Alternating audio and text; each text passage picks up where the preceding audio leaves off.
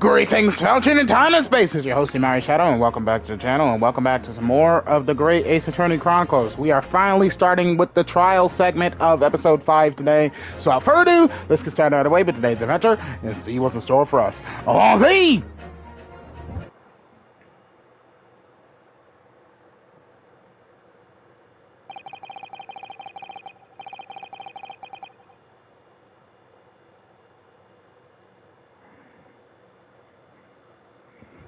When I awoke the following morning, Susato-san was already gone. Outside the window, the rain came down in sheets. And so began an even longer day than the last, one that I would remember for the rest of my days.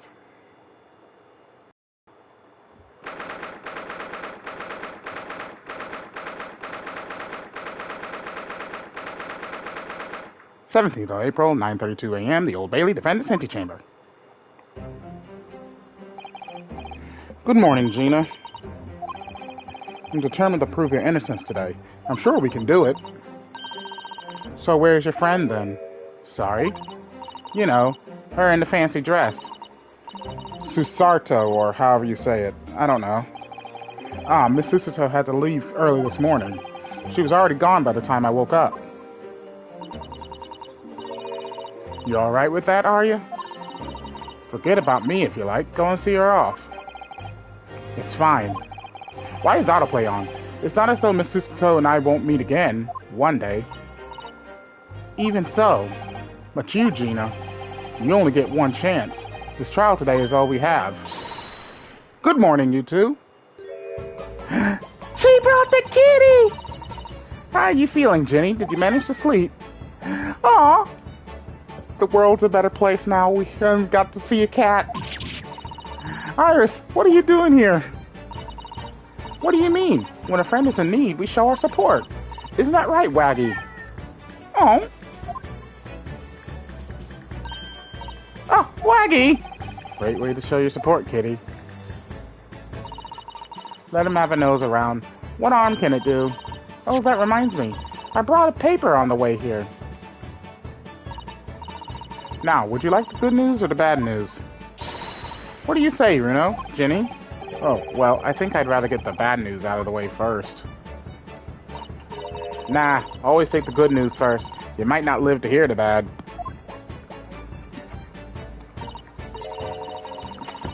Yes, that question always gives away people's personalities. Let's not go there. Alright then, I'll give you the bad news first.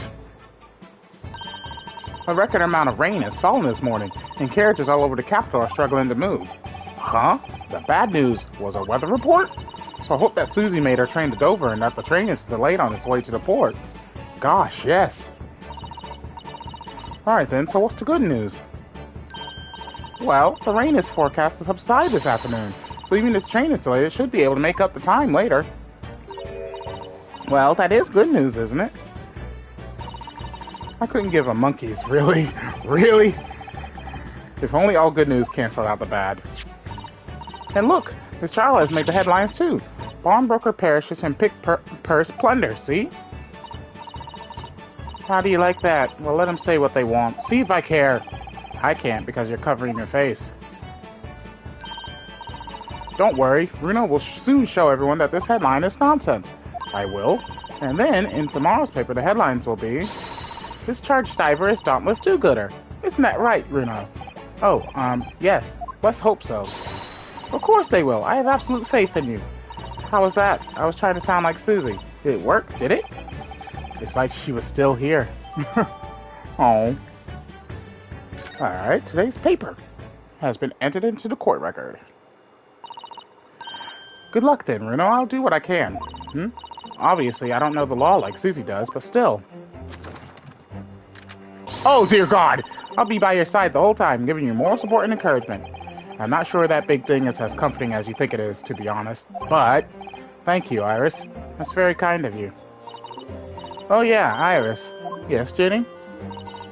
Well, I was wondering is all. About Sholmes. Did they fix him up all right? Yes. The operation was a great success. But Hurley still hasn't come around yet. Eh? I've asked a friend of mine at Scotland Yard to send a telegram as soon as he wakes up. I'm sure Gregson will let us know the moment there's news. Oh, right. No Susudo-san and no Mr. Sholmes. It's all down to me today to prove that Gina is innocent of this crime. Miss Gina Lestrade, counsel for the defense. The trial is about to begin. Please make your way into the courtroom. It's time then. Yes, let's go, Gina. Iris. Lead the way, Runo. Poor Gina. She's trying to put on a brave face, but I could tell she's worried and scared. I have to believe in her from start to finish. That's the weapon that will secure our victory here.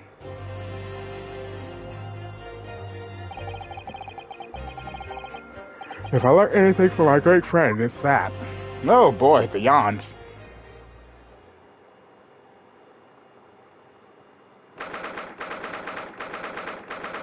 17th of April, 10 a.m., the Old Bailey courtroom. Oh God, it's Barack von Zeeks! In the name of Her Majesty the Queen, I hereby declare this court to be in session. This trial shall determine the guilt or innocence of Miss Gina Lestrade. I now call upon the counsels for the prosecution and defense to declare their willingness to proceed. The prosecution is ready. The defense is ready. Lord Van Zeeks, my lord. Remind me, how many years ago was it that you withdrew from the public prosecution service? It was some 5 years ago, my lord. Yes, and then 2 months ago you resurfaced somewhat unexpectedly, and here you are again today. Are there some circumstances of which the court should be aware that have led to this erratic behavior? In what one might describe as your former life 5 years past, you dealt exclusively in matters concerned with the highest echelons of society and government. Really? Yet today you choose to try a simple case of burglary and murder. I confess I find it more than a little befuddling, counsel. There are two types of person I cannot abide. Firstly, those wealthy scoundrels who hide behind a mask of philanthropy to cheat the public at large. He means Mr. McGilded, who you defended against the Reaper 2 months ago. Yes, I just about managed to work that out. Thank you. Magnus McGilded. If I'd known what a monster he was, I never would have defended him. And secondly, even more loathsome, those wily scoundrels who masquerade as allies only to effect total betrayal in the final hour. In other words, the confidence tricksters from those tiny islands in the Far East, the Nipponese. Bruh! Racist! What? Did he really just say that? He means you now, Runo. I actually managed to work that out too. Thank you, Iris. Total betrayal? What are you talking about? That torrid look of hatred in Lord Van Zeek's eyes. Was that directed solely at me, or was he talking about all Japanese people? An alarming, scathing explanation, Lord Van Zeeks. Still, the judiciary welcomes the return of the so-called Reaper of the Bailey, feared by all London's malefactors. Your lordship is too kind. Now, jurors, the 6 of you have been selected at random to represent the will of the people in this trial. Random? Some of these people we already knew! Are you ready to hear the evidence placed before you and determine the guilt or innocence of the defendant? Former lieutenant in the British Army here, don't you know? Chaps like me were bored ready. Clean crockery, clean cutlery, and a clean conscience. His lordship's motto is very appropriate here, I think. Everything will be stereoscopic in the future. Absolutely, absolutely everything. And I'm ready for it. Oh boy, he's cross-eyed. I don't understand it. I can't have left it in there. It's not possible. But could I have? Women indispensable in society. Stop. People-centric future awaits. Stop. Oh God.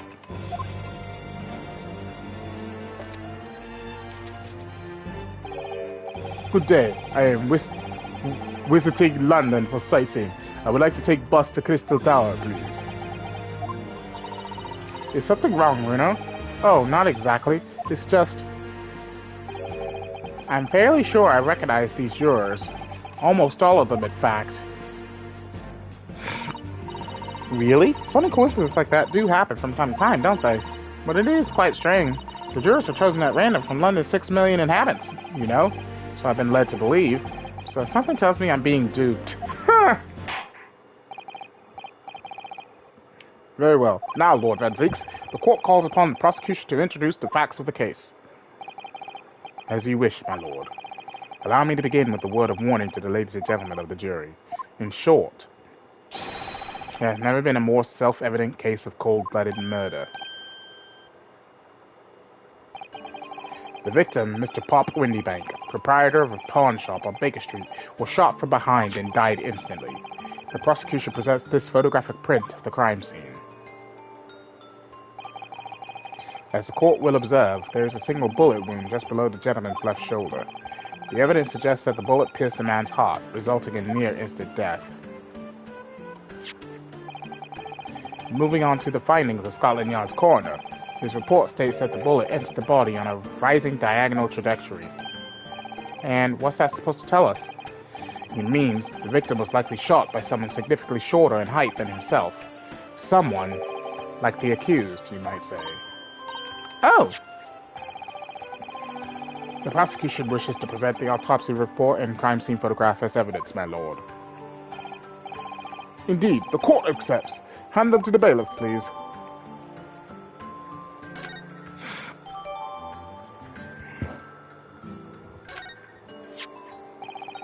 I now ask the court to turn its attention to this plan of the establishment where the incident occurred. The proprietor was found in the storeroom where he kept articles pawned to him, a windowless room with a single point of entry, a door to the main shop that was found locked. In this sealed chamber, there were only two persons present. The victim, Mr. Windybank, and the accused. It may further interest the court to know that when the accused was discovered at the scene, she had in her hand the gun used to fire the fatal bullet. Well, that's that then, isn't it? Nothing more to say. Isn't that grubby little girl a pickpocket anyway? She's one of those filthy drabs that live in the slums in the East End. Oh well, it was only a matter of time before she got blood on her hands then. What are the jurors waiting for? The girl's guilty as hell. We can't jump to conclusions here. We mustn't assume her guilt because of what she has to do to survive. He's already pouring wine! My learned Nipponese friend, it is you who mustn't jump to conclusions. The prosecution has barely begun presenting its case. Conveniently, this appalling act of murder did not go unobserved. There were witnesses. Good gracious! After their testimony, this girl's true nature will be exposed. Pitiful pickpurse or cold-hearted killer. Here's to establishing the truth. The court will take the four-plan and firearm into evidence. Hand them to the bailiff, please, Lord Van Zeeks. At once, my lord.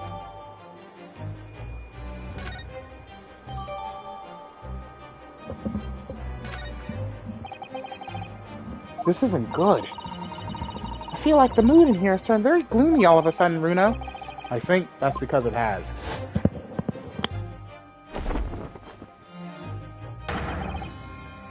Let us begin. Bring forth the witnesses to the foul murder of Mr. Pop Windybank on 16th April of this year. He is already going into serious mode. He took the coat off and everything.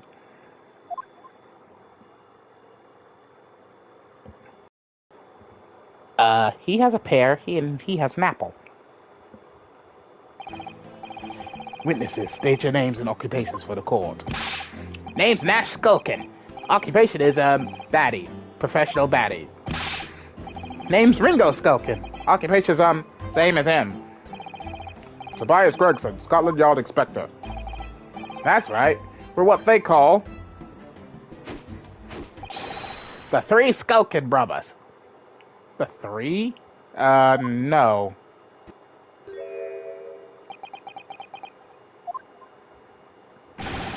What are you looking at me like that for? Don't let me in with you lot. Cool blimey, that's cold. Don't you know what we're going through? It's our older bruv. Lost contact with him, we have. So we're scouring every shady corner of the capital. And then last night, we come across you. The very spit of the bloke. Ain't that right, Ringo? He is, Nash, he is. The very spit of him. So we decided there and then what we was going to do. We was going to call you Big Bruv Sulky. Come on, leave it out, you two. Sulky Skulkin? And that's before he's run out of chips. Well then, Inspector Sulky Gregson. Begging your pardon, my lord, but the name's Tobias. What I would like to know, Inspector, is what you were doing in the witness stand. The Skulkin brothers are currently under arrest, my lord, on suspicion of theft. Thieves, are they, these three? No, my lord. Begging your pardon, but please don't lump me in with this lot. 2 nights ago, these 2 brothers illegally entered an establishment with intent to burgle, and in the course of their nefarious activities, they become embroiled in a far more sinister crime. By Jove, you mean to say, what an extraordinary coincidence! Indeed, my lord. While attempting to burglarize the pawnbrokery, they witnessed its proprietor's murder. Order! Order! The various trespasses of these brothers is not the subject of today's proceedings, though they will naturally face trial in the very near future. With your lordship's permission, I'd like to remain in the stand to keep these gents on the straight and narrow. Of course, Inspector. Skeptical as I am about the caliber of these witnesses, I will permit them to take the stand.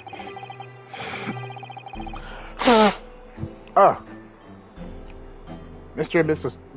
and Mr. Skulkin, you will now testify before the court. Describe the events of the night in question and what exactly you saw. Happy to. Those Skulkins never skulkin'. Really? Really? They are still at it. Get out of it!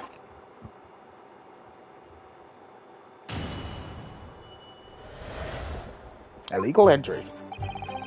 We was walking down Baker Street in the small hours, and the gaff's door was ajar, see? It was like some kind of sign, begging for us to go in, it was. But once we got inside, cool blimey lummy, we heard a gunshot from the back room. We went to see what was what, but the door was locked from the inside. We never done nothing, Governor. We never took nothing. We just left it for that, nice and quiet. A terrible coincidence, it would seem. At the precise moment these miscreants entered the property, an even more sinister crime was afoot. The witness's testimony is consistent with the crime scene in every detail. The door providing access to the storeroom for the main shop was indeed locked from the inside, and within, only the victim and the accused were found. I must say, it does appear to be an overwhelmingly simple case. Still, the defense may cross-examine the witnesses now, of course. Counsel, if you please. Counsel? Yes. What's the matter, Runa? Sorry, I was just stunned into silence for a minute by the blatant lies being told by that pair in the stand. I know that it's all nonsense, because I saw it with my own eyes. I'll just have to expose their testimony for the pack of lies it is.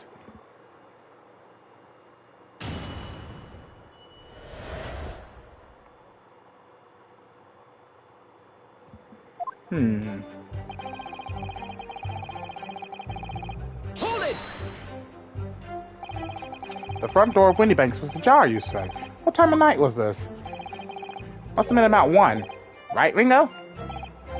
Yeah, I'd say so. Right, Selkie? How would I know? The place would have been shut at 1 in the morning, just like every other shop in town. Well, it was pitch black inside, it's true. Ain't that right, Ringo? I'm not so sure, Nash. I seem to remember a little light burning inside. What about you, Sulky, me old mucker? He's not sulky. Leave me alone. There definitely was a small lamp burning inside.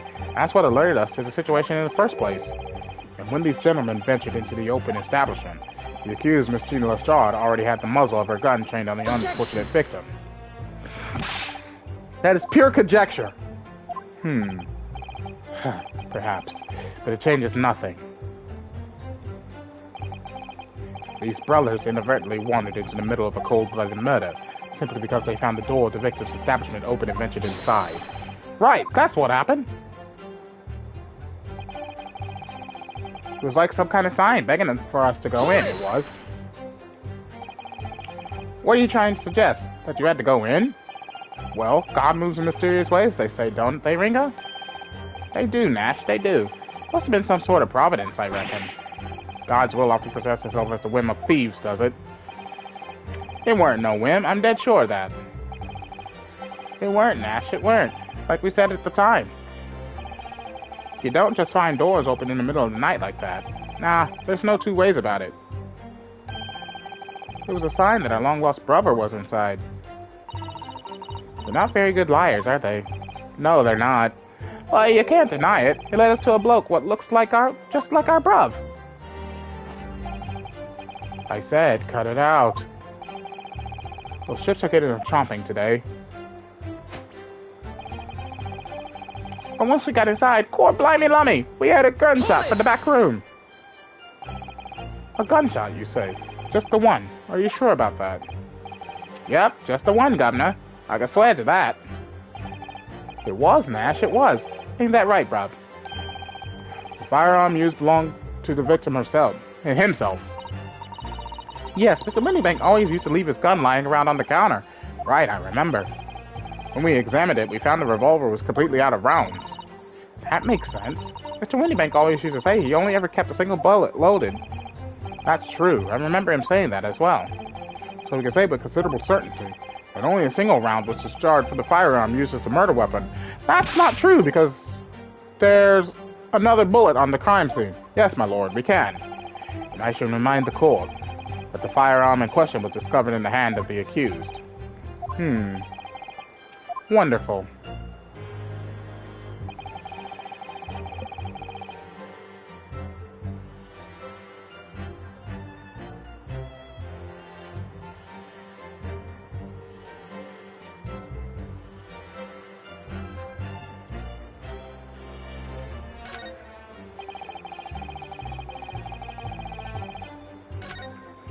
Now, I actually looked this one up just a bit. There is an achievement for these two, so let me see here. Do you mean the door between the main shop and the storeroom? If my learned friend is having difficulty grasping the situation, perhaps a drawing would help. Excluding the shop's entrance from the street, there is only one other door, that of the storeroom. Of course there was only a little oil lamp burning, not much to see by. Excuse me! Mr. Ringo Skulker, do you have something to add? Eh? What? Something that was said just now appears to have got you thinking. Oh, well, yeah, I was just thinking about me bruv, Sulky. Oh, the one you've lost touch with? Yeah, blimey, he could be a saint sometimes, that one. Always used to give me a share of his grub when we had anything to eat. He sounds like a very kind man. Get out of it! These chips are mine! I'm not sharing!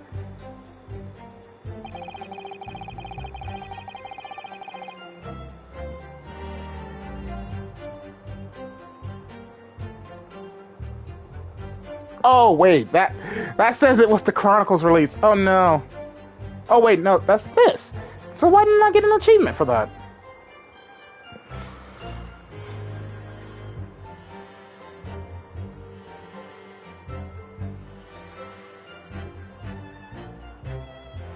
Oh, gotta do it for both brothers. Okay, so let's press on this.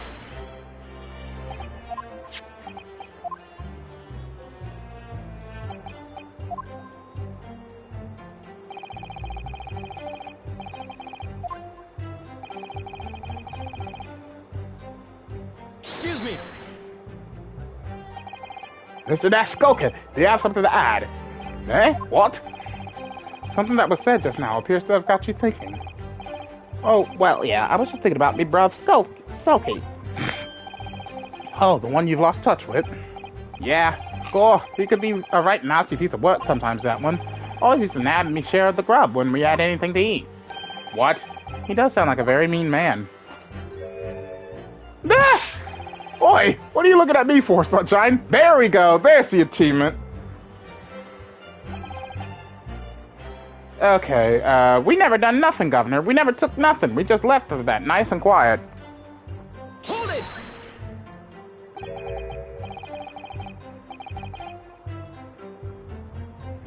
You didn't do or take anything? Is that your story? Well, it was bedlam soon as, weren't it? It was, Nash, it was. Didn't even have time to pull me dukes out, me Lucy lockets. So with no time to take your hands out of your pockets, you just left nice and quietly, you say? That's right, Governor. Nothing we hate more than violence. Peace-loving nibblers we are, not bludgers. We are, Nash, we are. Never even pulled me dukes out me Lucy lockets. So you'd clearly like us to believe. Come again? As you fled from the pawnbrokers that night, did you not run into anyone else? And did you not fire a gun at that person? And, face alive, they fired a gun, you say? Ah! Blimey, Governor! You ain't telling us it was you in the doorway. It was. Why the bleeding Nora?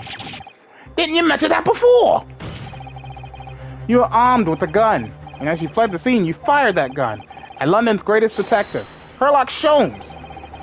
They shot the great Mr. Sholmes. I did hear that, actually. There was a rumor he'd been rushed to the hospital. The great Sholmes? That's beyond the pale.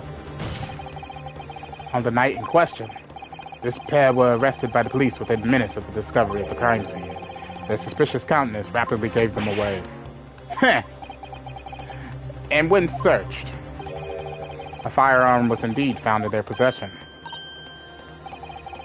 Furthermore, the barrel shows signs of a shot having been fired from it. The prosecution invites his lordship to examine the firearm recovered from these brothers. Yes, indeed. Remnants of powder around the muzzle, as you say, counsel.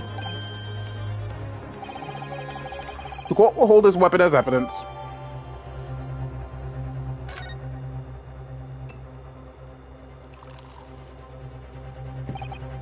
Now, my learned Nipponese friend.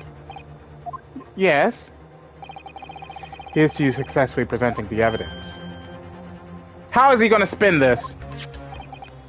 Well, yes, there are the telltale signs of spent powder on this gun, and a single bullet missing from the cylinder, but the prosecution demands evidence that it was fired at the scene of the crime under scrutiny in this trial.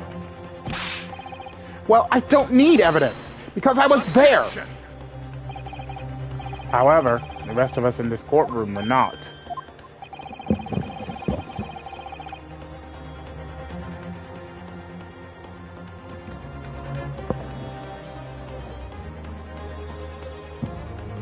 If the defense fails to provide evidence in support of its rash claim,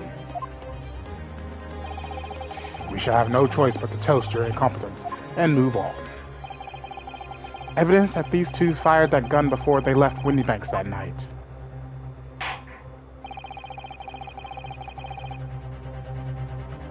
The court demands that all claims are affirmed with clear proof. What evidence shows that these witnesses unloaded a firearm in the pawnbroker's shop that night? Take that! The evidence is in this portfolio. What on earth have you there, counsel? During the course of our investigations, we discovered a number of bloodstains. Not trusting the police to do the job they're trained to do. How arrogantly Nipponese of you. Well, anyway, we analyzed all the blood samples we found and recorded the results in this portfolio. And you claim to have the evidence the court is demanding therein. Yes, my lord. No more dallying then, counsel. Present the pertinent evidence at once. What do you have in your portfolio that proves these witnesses unloaded a firearm at the scene?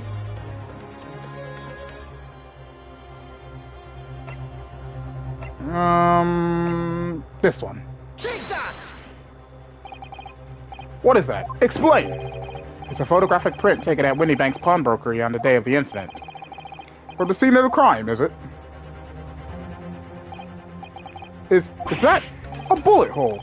And if my eyes do not deceive me, it appears the bullet is still lodged there. Yes, as your lordship noticed, the bullet pierced Mr. Windybank's calendar. The date shown being the 16th of April, the very day of the pawnbroker's death. Yes, it occurred at 1 hour after midnight, but this indicates that a separate shot had been fired sometime after the calendar had been set to the 16th. That's right.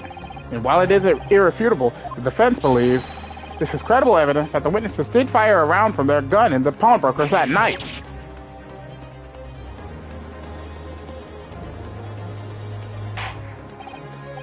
Order! How does the prosecution stand, Lord Van Zeeks?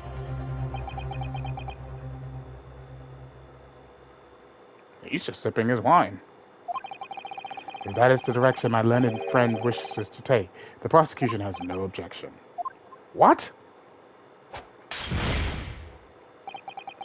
But you'll forgive me for flinging my hallowed chalice aside in disgust at the repugnancy it exposes.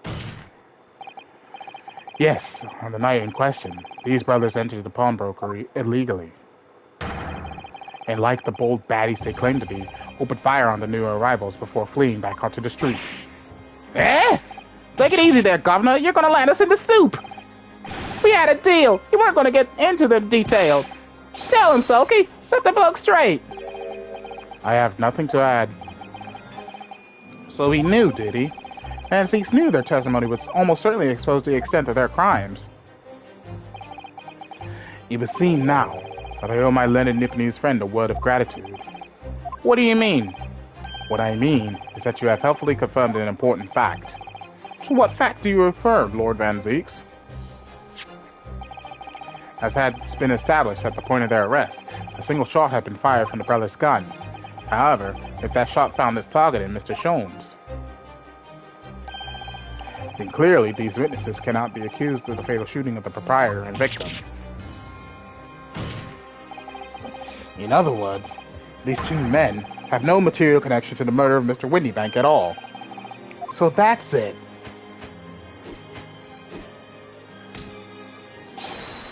That's it. We didn't have nothing to do with it. We didn't, Nash. We didn't. That's what I reckon. Your crimes include unlawful entry, intent to steal, perjury, and let us not forget, attempted murder. Quite a catalog, eh, fellas? Ah, we're in for it now, bruv. Now then, let us take a moment to consider the aforementioned great detective, Mr. Herlock Sholmes. We've seen the man patronize the pawnbrokers in question somewhat regularly. Where is he going with this? Mr. Sholmes appeared to take pleasure in tinkering with eccentric machinery. Eccentric? Says who? Not me. Don't give me that look. He installed a pair of machines like this one in the victim's shop. Oh! That's one of Hurley's red-handed recorders. What is that, Counsel? It has the appearance of a photographic contraption.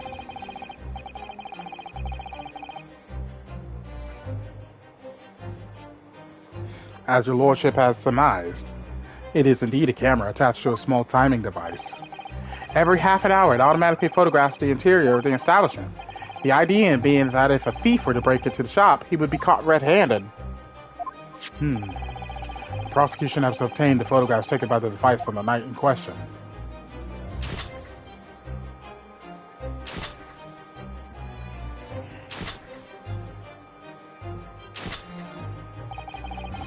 As the court will observe, copious identical prints are produced in quite a desultory fashion.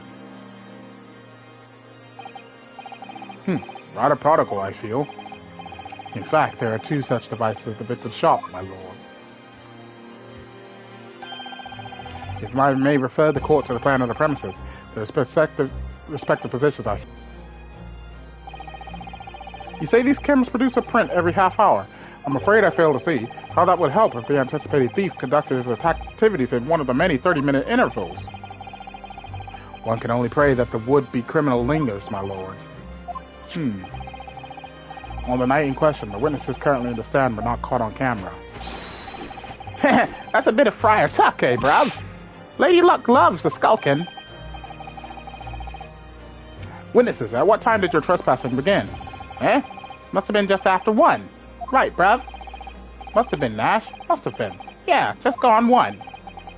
In which case, minutes before these brothers entered the establishment. What scene might we expect to see within the shop? Let us examine the evidence. Good lord! It's the defendant! Miss Gina Lestrade!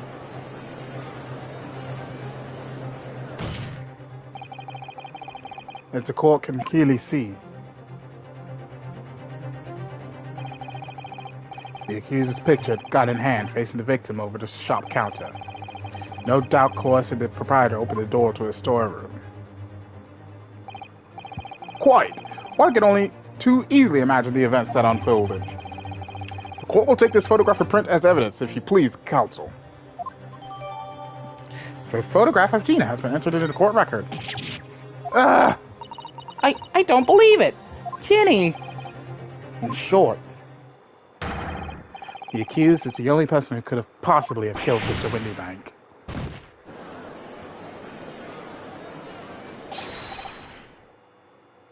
Oh boy. I say, my lord. Oh no. Wonder if I might put in a word at this point. Go ahead, Mr. Foreman. Took a bally bullet to the knee in the Battle of Maywand, 1880, don't you know? Decorated for it and all that, but forced to retire from service, sadly. Of course, a medal can never outshine the exploits of chaps like us on the battlefield. Yes, Mr. Foreman, and what exactly is your point? Carried on the battle after retirement, you see? The battle of daily life, if you like. And here I am now, leading this small squadron.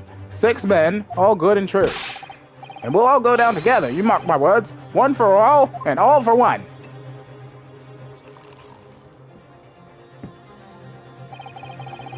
The ladies and gentlemen of the jury have reached agreement, have they? Is that what we are to understand? Well, Mr. Foreman, is that correct? In a manner of speaking, yes. That is the Garadeb Squadron's position, sir. What? No, it's too soon to make a judgment here. Status report for the count, men, on the double. His lordship insists on promptitude at all times, and that goes for making decisions, too. I think you'll find the truth is as clear as day now. I can reach out and touch it. I wouldn't have left it in there. I just wouldn't. But in all honesty, I can't actually remember. Situation clear. Stop. No room for doubt. Stop. Truth now undeniable. Stop. I am very, very sorry for brothers. They are unlucky. Very well. I now call upon each member of the jury to state his or her leaning in this matter. Announce your considered verdicts to the court. Guilty. Guilty. Guilty. Guilty. Guilty. Guilty.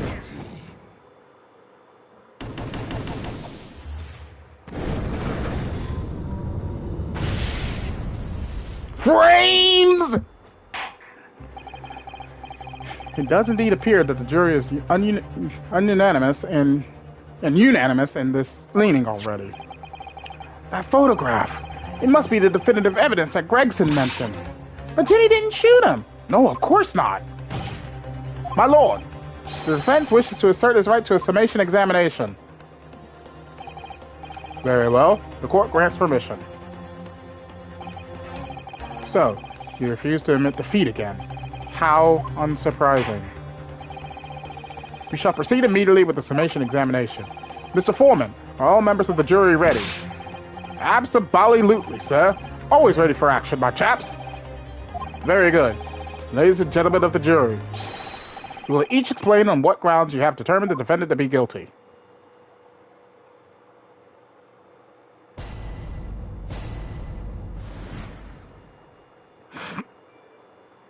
Jurors' contentions. All the evidence clearly points the finger of guilt at this young pickpocketed name. I cannot say that word. As a housemaid, I should like to see all filthy eyesores promptly and rigorously eliminated. I think you'll find that if you look at that photograph in stereo, the truth will just pop out. If I have left it in there, I should think there'll be repercussions by now. Mind made up. Stop. Global radio transmission of verdict to follow. Stop. In Motherland, we say never judge by clothes, judge by head. I am convinced brothers are innocent.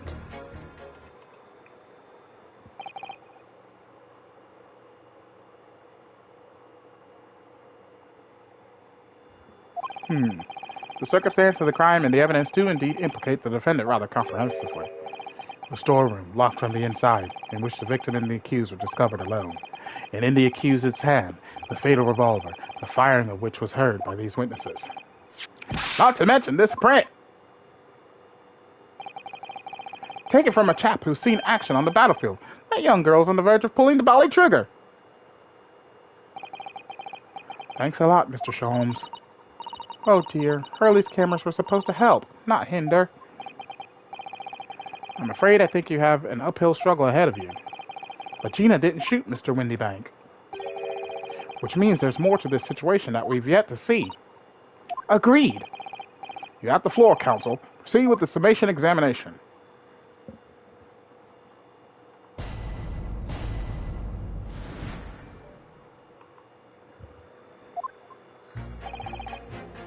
okay. Already I'm thinking I should talk to juror number 2 and juror number 6, because juror 6 has something screwy, because he keeps talking about the brothers. He's not talking about the girl. Hold it! Polishing the bench, I see. Again. A maid's work is never done. Not a blemish must remain. What exactly do you mean by filthy eyesores? On my way to market for his lordship, I have to pass through the East End. The place is full of beggars, pickpockets, and crossmen. The scum of the earth. A little harsh, perhaps. Let me be plain. If it were up to me, all those back slums would be made spick and span or eradicated. At least we have people like the great detective worker to achieve these important goals. You're referring to Mr. Sherlock Holmes? That's right. I like to keep abreast of his exploits by reading Rant's magazine in between my duties. He does wonders cleaning up London streets. In my opinion, he should be declared an honorary maid of the capital. Mr. Sholmes? A maid? It's really quite unforgivable. Gutter scum having the audacity to shoot our very greatest detective. Minor detail, it was the 2 brothers to stand who shot Mr. Sholmes, not the defender. A minor detail indeed. They're all gutter scum as far as I'm concerned. Well, it just might be an idea to get our facts straight anyway. Yes, alright. I shall amend my statement.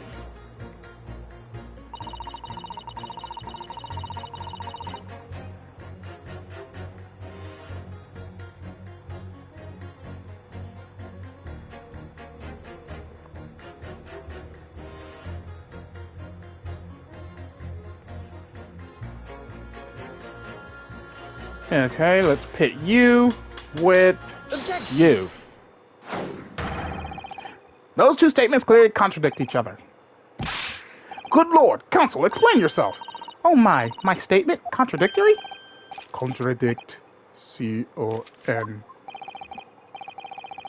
Juror number 6, you've got the wrong end of the stick. I do not have stick. I have mouse. Mousy! I didn't even notice the mouse! It's adorable! As juror number 2 said earlier, when the Skulkin brothers fled the scene on the night in question, they fired a shot from their revolver. Yes, they shot poor Mr. Sholmes in the abdomen, I understand. Surely you're not going to tell the court now that you didn't hear. Abdomen, A, B, D. Sir? Sorry. The English is still learning. You are telling the court you didn't hear? Forgive me, I did not hear. Here is word. Abdomen. Part of a person's body containing stomach and other vital organs. If this is what you mean, you should say in plain English, I am Russian, not native speaker. Who thought it was a good idea to let this man be on the jury again?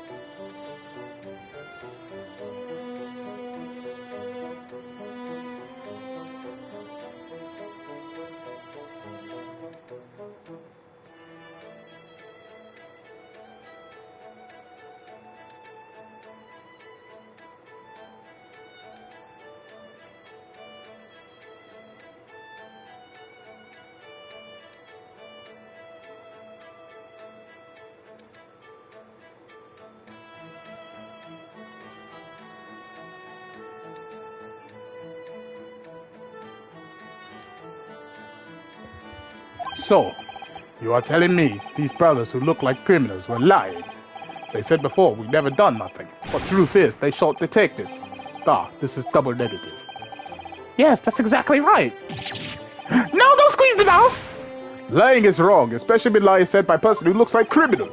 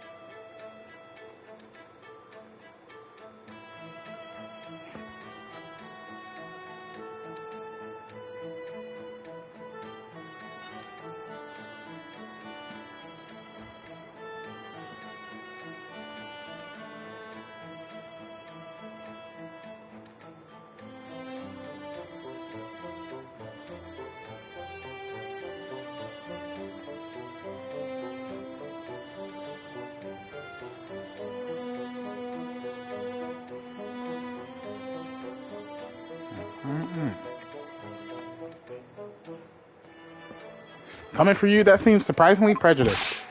This means when they said we never took nothing, maybe it was also a big fat lie. Is this true?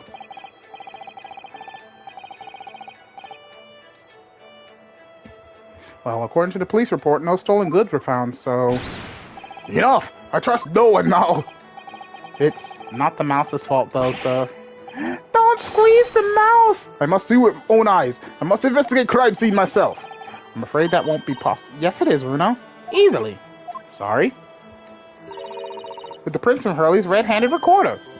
Ah, if you compare the print that pictures Ginny and the next print from half an hour later, you'll be able to see straight away if anything was taken or not. Cooey, Mr. Prosecutor. Calling on the prosecution in the middle of a summation examination of all times. The print showing the accused threatening the victim after she broke into the shop is this one. Following this, the victim and the accused moved into the storeroom. Meanwhile, the Skulkin brothers entered the shop and summarily heard the fatal gunshot ring out.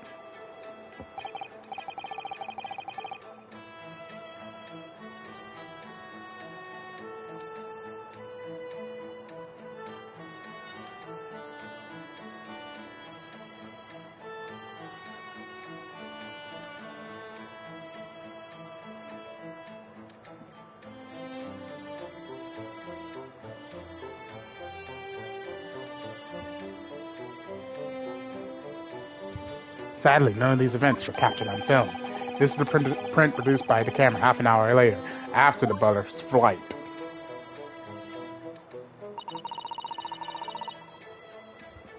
So this was taken after Hurley was shot then. As far as I could tell. Nothing has been taken. That does seem to be the case. I can't notice anything that's obviously missing in the second print. So, the brothers who look like criminals told only one lie. They shot men, but they stole nothing. They probably moved something, though. It would seem so, yes. Good. No, not good. You were right. I did not understand the situation. Now I know brothers have lied. I think it is very important to continue the trial.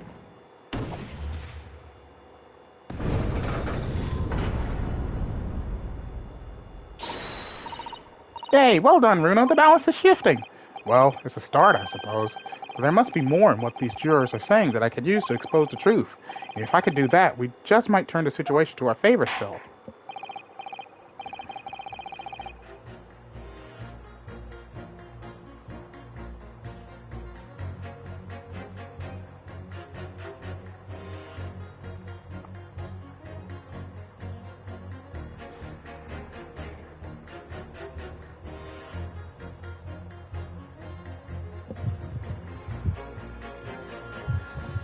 Thank you, Counsel. Continue with the summation examination.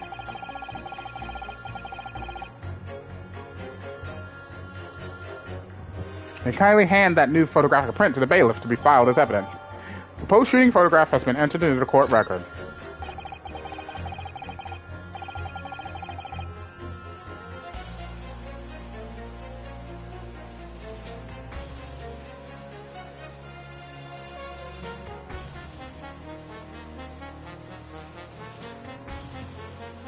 Another print in the court record. I wonder if we can make use of that.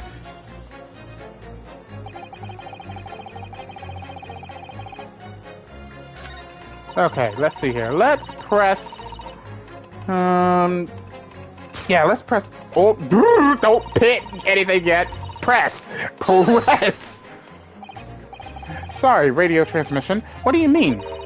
Are you from the Far East? Stop. Yes, from the Empire of Japan. All communication with Far Eastern nations used to take place by mail.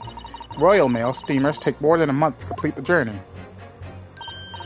Ah, but now we have the electric telegram, so we can send messages using electrical signals. Thousands of miles of cable have been laid along the ocean beds, connecting the entire world. Thousands of miles of cable? On the ocean bed? It makes my head hurt just thinking about it. You're a well-informed young lady. The cables will soon become a thing of the past. Stop. Now, just when I was starting to catch up. Radio transmission is the future. Stop. That's just carried over airwaves to 4 corners of globe. Stop. Excitement growing, stop. Atmospheric electric, stop. Right, try not to wear out your fingers. Error, wireless telegraphy, stop. Driving technological revolution, stop. And people say inventions like the stereoscope are the height of technology. What utter piffle. I can't understand it. I really can't. They're just silly toys. Oh, hello. Excuse me. Juror number 3. Sorry to interrupt when you're obviously fuming, but... What? Do you perhaps have something to say about juror number 5's last remark? As if I couldn't guess. Oh, you bet I do. Say that again. Go on. I dare you. Goodness, are you talking to me? I think he just might be, yes. You think stereoscopes are just toys, do you? Huh? Absolutely. I mean, really. A machine to view photographs in 3 dimensions. Why on earth would you not just use your eyes to look at the world around you? It's all 3-dimensional. What a great way to appease the man. No, I'm sorry. Stereoscopes are of no practical use at all. You just don't know. Pardon? I think you'll find that viewing a photograph through a stereoscope can unlock all sorts of possibilities. I'm obviously going to have to demonstrate sort of possibilities. Well, take a crime scene, for example. If you had a pair of photographs from a crime scene that you could view through a stereoscope, you could reveal hidden clues you've never even noticed before. What? Have you got any, Runa? Any prints we could look at with a stereoscope? Absolutely! How about this print here? This should do the trick, I think. That would be the photograph of Gina. Yeah. Take that! Alright then, juror number 3. Are you saying you can do this with any 2 suitable photographic prints? Of course I can. Very well then. I'd like you to demonstrate. I'd be delighted to. Just give me one more print and I'll amaze you all. Take that! Alright, these 2 prints were both taken with the same camera in Windy Banks on the night in question. Yes, I see. Tell me, Mr. Lawyer, do you know how stereographic images work? Do you understand the principle?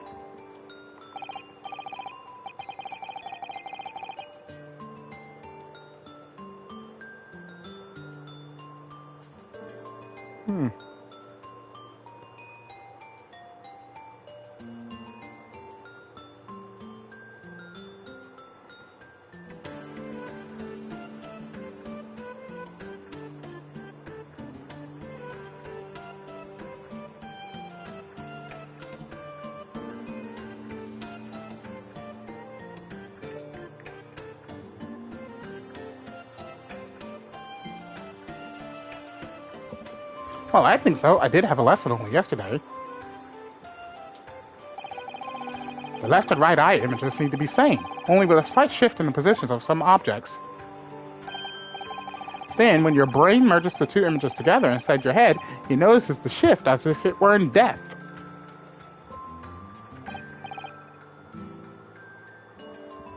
Yes, exactly. It's that small shift between certain objects in the 2 pictures that's really important. So what happens if you use 2 photographs that are exactly the same then? No, obviously that wouldn't work at all. Not for seeing the scene 3-dimensionally anyway. Oh, of course, now I see. Ah, I think the young girl has discovered the secret. I have, and she's cross-eyed. Please stop. Can you uncross your eyes before you tell me? Have another look at these 2 pictures from Hurley's camera, Bruno. Go on.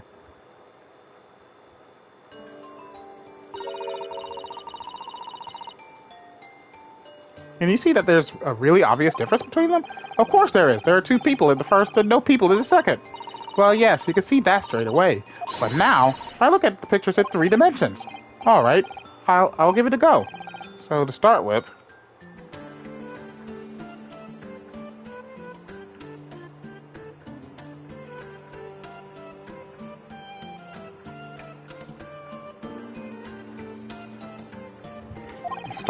you have to cross your eyes and then try to make the 2 pictures overlap exactly. Let's see if by crossing my eyes I can make the quill pens from each picture overlap in the middle. Wait. Well, did you manage to see it properly, Bruno? Ah! What's going on with these two pictures? Some of the things on the counter they just sort of jump out at you.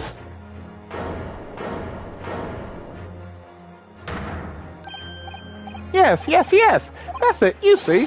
That's the other amazing power of stereoscopes. Other amazing power? Is someone going to explain this? Black magic, eh? God, everyone's cross-eyed. Why the deuce do some of the things on the counter seem to jump out at you like that, I think you'll find that if you consider the basic principle of the stereoscope, you'll answer your own question. Basic principles of the stereoscope.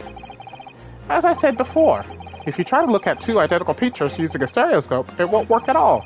It's a slight shift in the positions of certain objects that lets you see pictures three-dimensionally. In other words, even though at first glance it seems the objects on the counter haven't moved at all between the two pictures, this shows that actually there must have been a slight shift in their positions. Yes, there must have been. Now hold fire there, sir. Got a reasonable grasp of this whole cross-eyed business now, I'd say. But why the devil does this shift between the two prints exist in the first place? Well, what's the answer, fellow? Come on, you're the cross-eyed master. What, me? I haven't the first idea. You know, Bruno, it's quite simple. It is? Just think it through, step by step. The first photograph was taken at 1 a.m. Then 30 minutes later, the second photograph was taken. But the position of some items on the counter appears to have shifted slightly in the interim. So that means that sometime in the half-hour interval, someone must have tampered with the things on the counter. Sookers! Someone tampered? New information! Stop! Not mentioned in testimony so far! Stop! Yes, we've had to go around in circles a little here, it seems. But I'm starting to see what I should be aiming at in this summation examination now. Ladies and gentlemen, the question now is clear. We know the items on the countertop were moved, but by whom? Are you suggesting you might know? Of course. I can tell you right now who is responsible for the almost imperceptible shift in the items on the counter. Take that!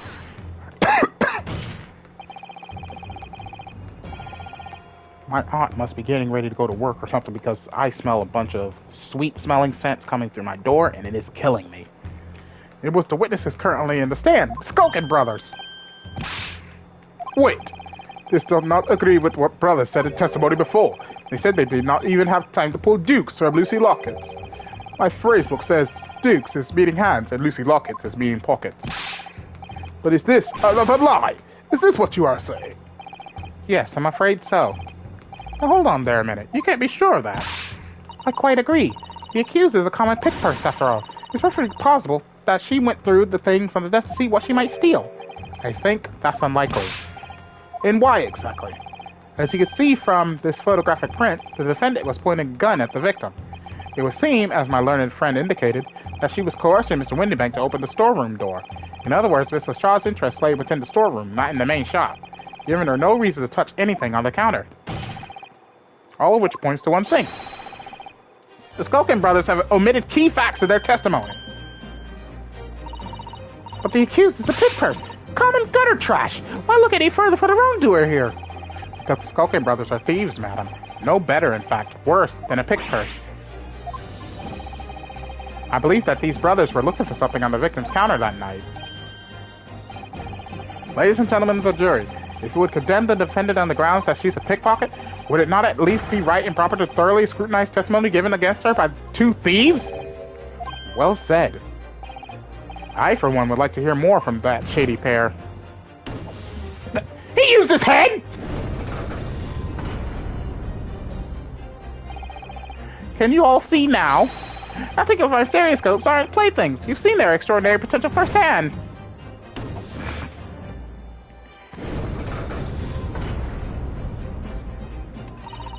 Wholeheartedly agree. Stop.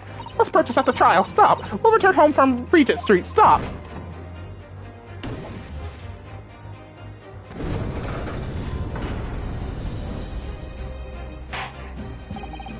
Well, it seems this trial has yet to run its course. The ladies and gentlemen of the jury have declared their inclinations via the mighty scales of justice, I hereby call this Summation Examination concluded with the balance altered in the defendant's favor. 2 lean to guilty, 4 lean to not guilty. Accordingly, the jury is without consensus. I order this trial to continue. Yay, well done! Oh, by the way, what? You should hold on to this, Runo. You never know when it might come in useful. Twice in one trial would be unusual, surely. But alright. The Stereoscope has been entered into the court record. Lord Red Zeeks, you will instruct the witnesses that the court demands additional testimony from them.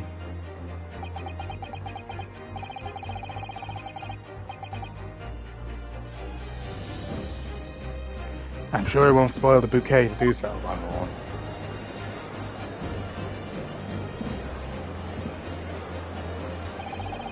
I've won myself another chance to probe that pair about their activities at night at least. And I won't stop probing them until I've proven that Gina is innocent.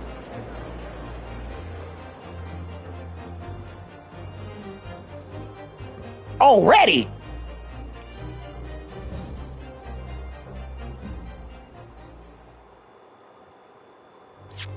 Well, this would be a good place to end the live stream for today.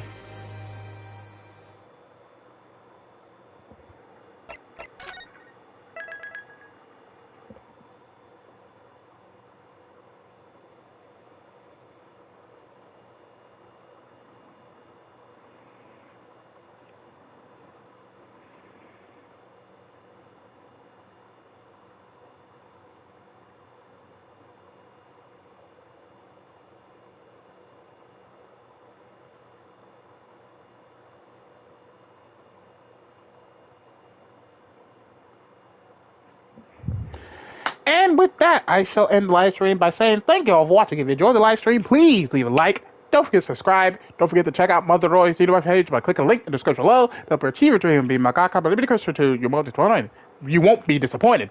And of course, don't forget to click that little bell button if you wish to be notified whenever I upload a video or live stream to my channel. And most importantly, if you wish to see other Let's Plays done, you can do so by checking out my playlist section. All my videos are there archived for your viewing entertainment, so you can watch Let's Plays like the very beginning of the Great Ace Attorney Chronicles, Scarlet Nexus, God of War, and many, many more. Thank you all for watching. As always, your host, the Marty Show, signing along Z, and I'll see you for the next adventure. Goodbye, everyone!